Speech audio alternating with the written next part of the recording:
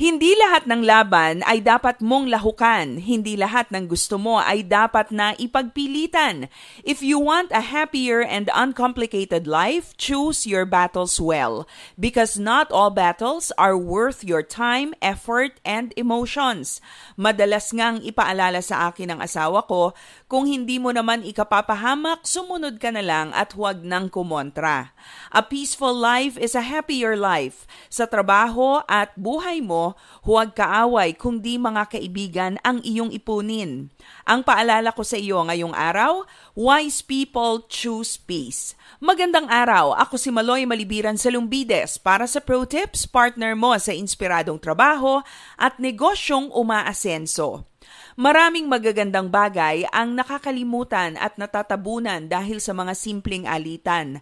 Matagal na pagkakaibigan na nauuwi sa di pagpapansinan dahil sa away na hindi na nila matandaan kung paano nagsimula. Conflicts, if not handled well, can be very destructive and disruptive. Kaya ang mabuting piliin natin ay ang kapayapaan at pagkakasunduan sa ating mga ugnayan sa buhay at trabaho. How can we promote a more peaceful and harmonious environment in the workplace? Una, learn to overlook. Ang mga bagay na pwede nang palampasin, patawarin na at huwag nang palakihin. Dapat marunong tayong maging mapagpasensya sa maliliit na imperfections na ating nakikita. Dahil tayo man ay di naman perpekto at tiyak na may mga taong nagpapasensya din sa atin. Dapat ganoon din tayo sa iba. Magandang ang paalala sa atin sa Philippians 2 verses 3 to 4 ay ating isapuso. Do nothing out of selfish ambition or vain conceit, but in humility consider others better than yourselves.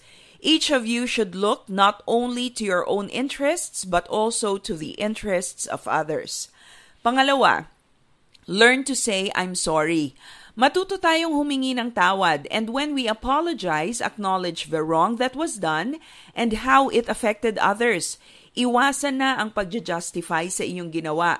Avoid making excuses at mas lalong iwasan ang pagsasabi ng hindi ko naman intensyon na makasakit. Simply acknowledge that what you did hurt others and apologize for it. Pangatlo, learn to forgive. Hindi lamang ang paghingi ng tawad ang dapat nating matutunan. We also need to learn how to forgive others and ourselves. May mga taong hindi makamove on sa kanilang nagawa.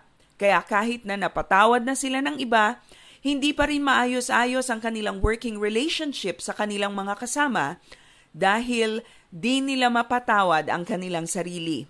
Learning to forgive yourself is a big step towards having peace. Ngayong araw na ito, sana ay makaambag ka sa pagkakaroon ng mas mapayapang atmosphere sa inyong opisina. Choose peace. Para sa Pro Tips, ako si Maloy Malibiran Salumbides. Be a blessing in the workplace today.